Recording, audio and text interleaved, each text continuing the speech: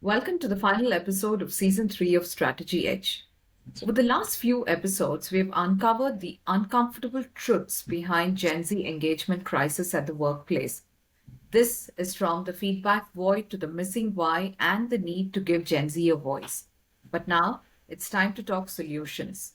That is, real leadership transformation.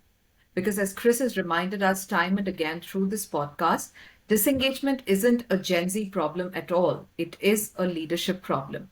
So, what mindsets need to change? What do today's leaders need to unlearn to truly connect with Gen Z? And what practical step can CEOs and other people managers take in the next few weeks to rebuild trust and energy at the workplace? Here to help us close this powerful season is the man behind the study himself, brand interventionist and managing director of Engage Strategy, Christopher Roberts. Welcome back, Chris. Well, thank you, Keith, and I'm glad to be back. So, Chris, let's start with what you have seen, which is holding leaders back the most. So, why do so many of them still struggle to engage the very generation that is shaping the world economy today? What are the limiting mindsets that are stopping business leaders from engaging Gen Z? So, there are limiting mindsets that are stopping leaders from truly engaging Gen Z. And the first one is a blame mindset. So, what's the blame mindset when it comes to Gen Z? It's like a case of, oh, Gen Z are very hard to manage. They just don't get it. They're unfocused. They are lazy, even. I really can't understand them. And that's a blame mindset. In other words, as a leader, you've devolved all accountability back to the other party. Let me give you an example of that. Supposing you were presenting to the board a new strategy, and the board just didn't get it.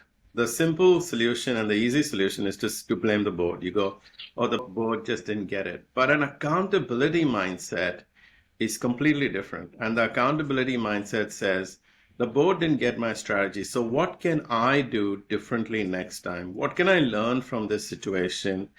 Because that accountability mindset is what helps you step up as a leader because it helps you Right. grow. It helps you try new things. In comparison, if you have a blame mindset, you're not just at the same place, you've just stepped down. Because if you have a mindset of blame that says, this is all about the board, then you yourself will never improve. And it's the same thing that happens with Gen Z.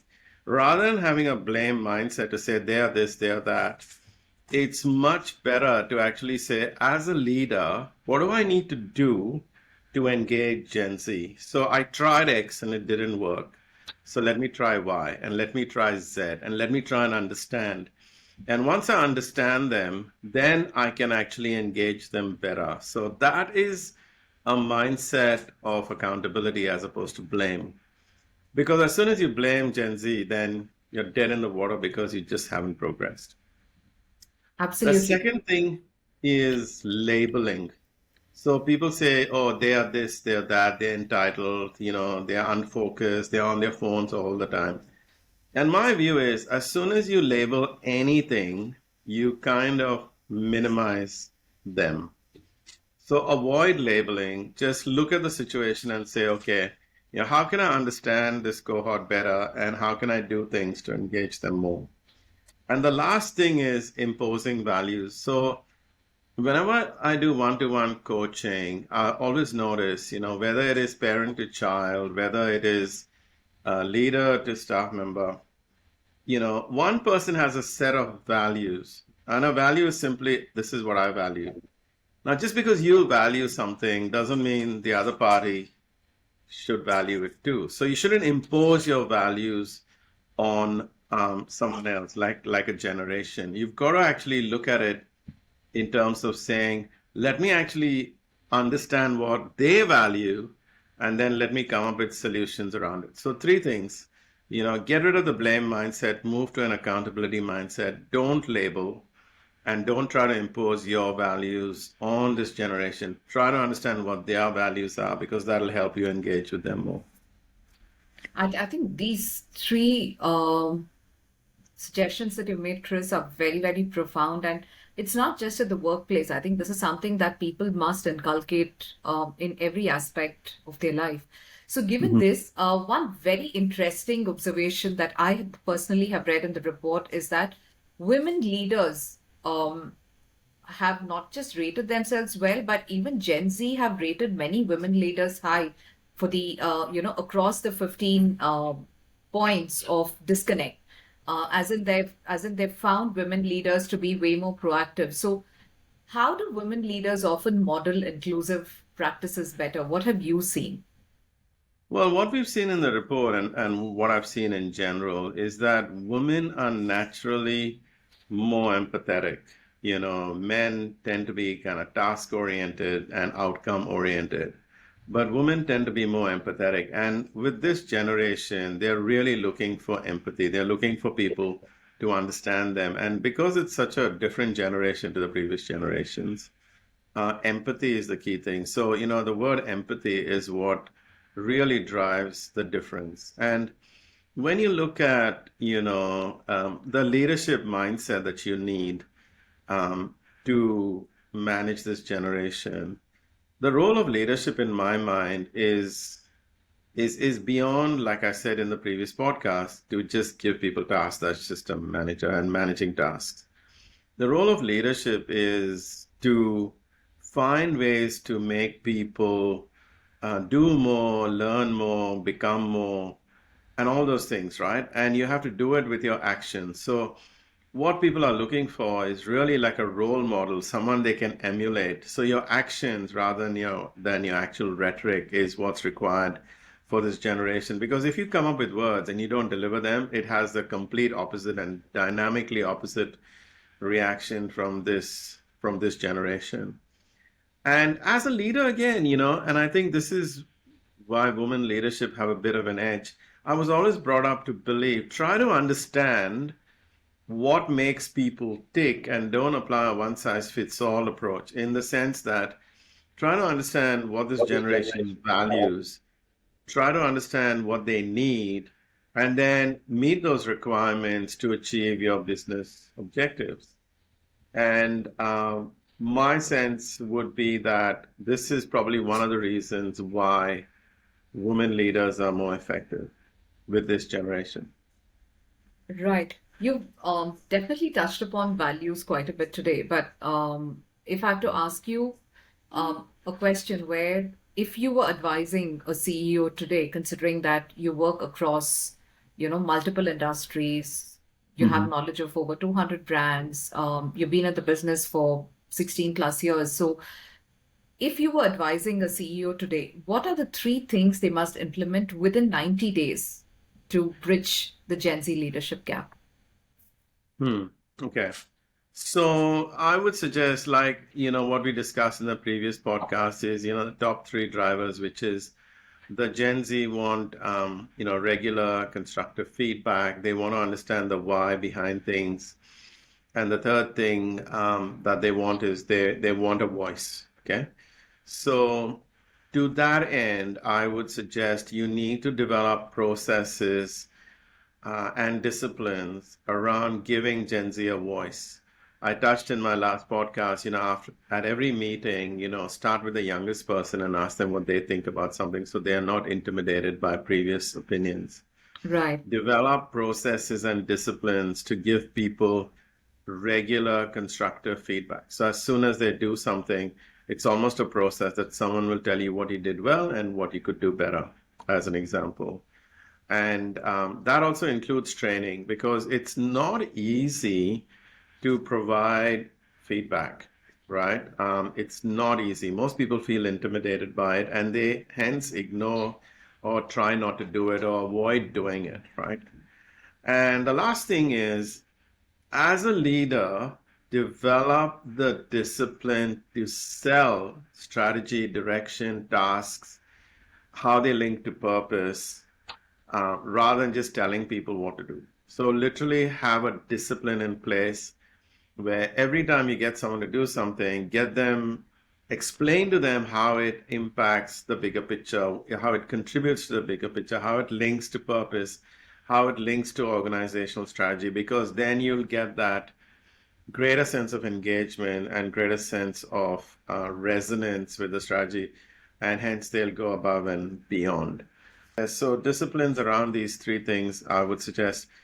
The next thing I would suggest is get a copy of the report, because when you get a copy of the report, you will understand the drivers and read the recommendations. So this is not one of those reports where you have a lot of these bar charts and pie charts and means and medians and all that kind of stuff.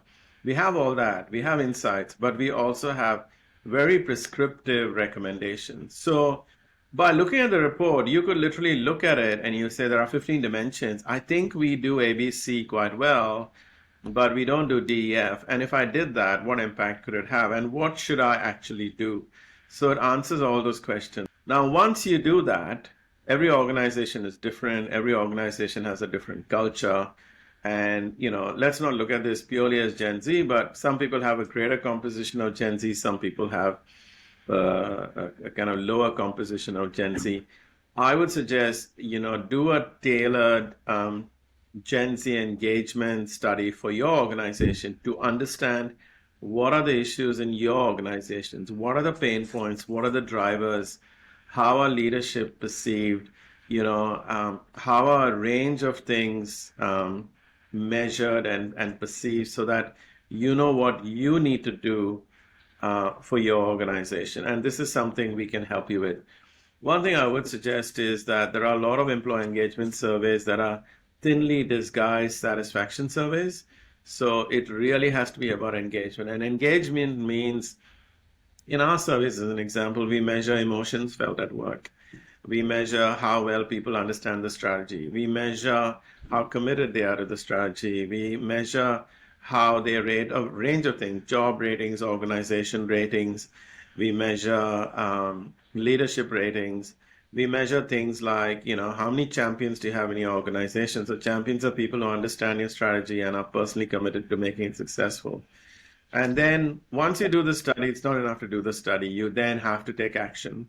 Most people do studies and then they don't take action. It's really a case of, okay, now what actions are we going to take based on what people are saying to us?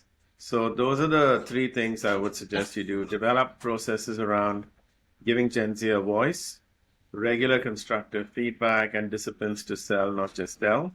Get the report to really understand what the key issues are, and then conduct a tailored Gen Z engagement study for your organization. Right.